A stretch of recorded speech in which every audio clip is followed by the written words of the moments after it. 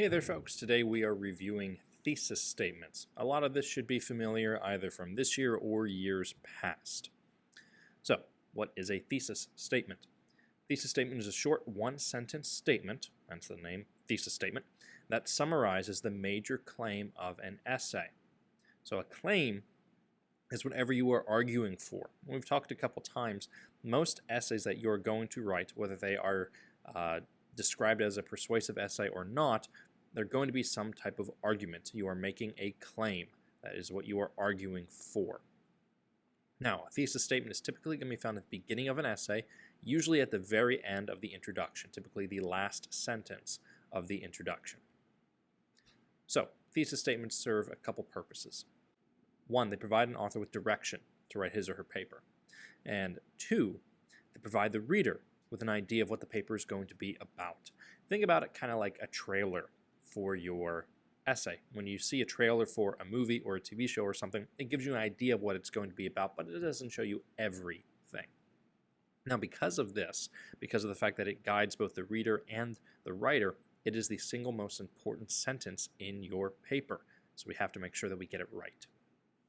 Now, a thesis statement, when it is successful, is going to have the following qualities.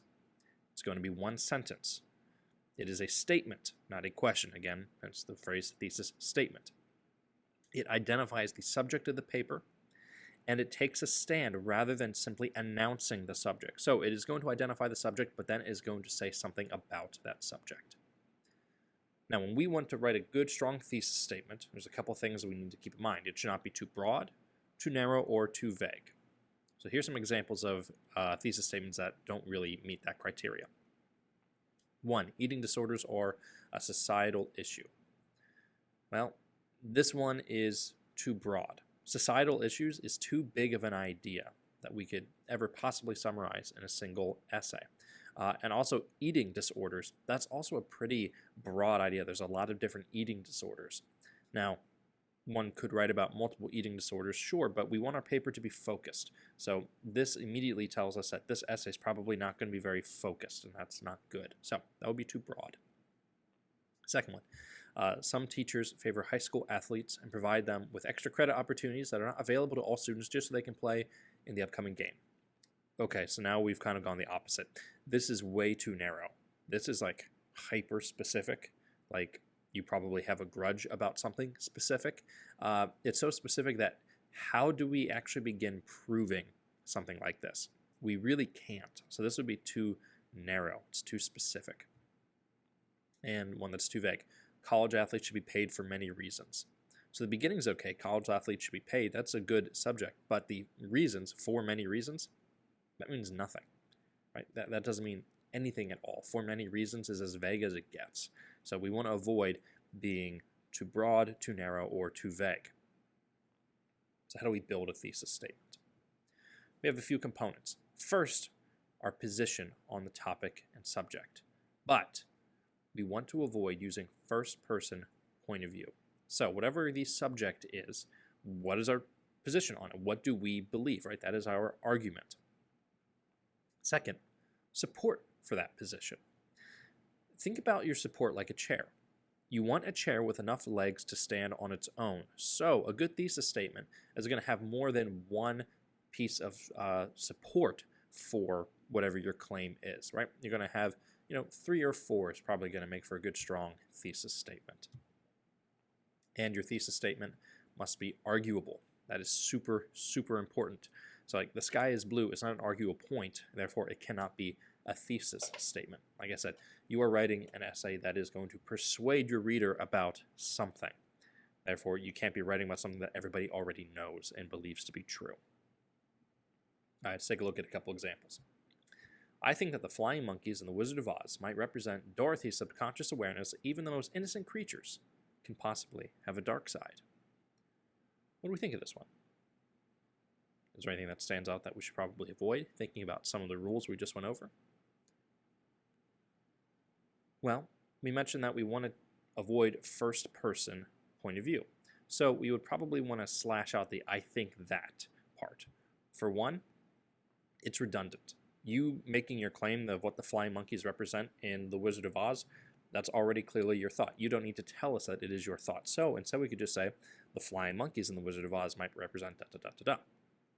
Other than that, this is fairly strong. It could maybe use a little bit more support. But if this is really all that the essay is going to be about, this could work. I would like to see maybe a bit more support. You're telling me what they represent, but I'd like to maybe see, a reason why they support that. So something along the lines of, the monkeys being, a villainous, being in the story. That could maybe be a bit of evidence we could include in there. So look at this example. Tarantino, referring to Quentin Tarantino, Tarantino's Pulp Fiction exemplifies postmodernism through its construction, plot, and characterizations, as well as its conspicuous references to pop iconology. What do we think? This is a strong thesis statement right here. We don't have any first-person dialogue. We clearly have the stance that the writer has taken, and we have a bit of evidence. It's not hyper-specific. It's not too broad. It's not too vague. This is a really strong thesis statement. So, how do we go about writing these thesis statements? First, we want to take our question.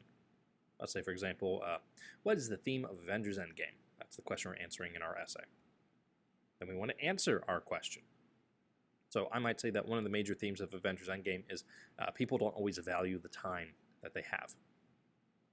Then we add the how or the why. So this is our evidence from the text itself. So I might talk about the fact that time is a recurring motif. We got time travel, the time zone, etc. Time is limited in the film, character deaths, and then there's also a scene with Tony Stark and his dad, no amount of money ever bought a second of time, being one of the quotes. Right? And then we're going to put it all together. So, as evidenced by the recurring motif of time and it being limited, the main theme of Avengers Endgame is that people often don't value the time that they are given. That's a good, strong thesis statement for an analytical essay. Now, sometimes when we're writing essays, we're also going to be including opposition. That's not always going to be the case, but let's take a look here. So, another example, we could say that the question would be, should high school students have a curfew? The declaration would be, yes, high school students should have a curfew. Whether you agree or not, doesn't matter. We have our reasons for support.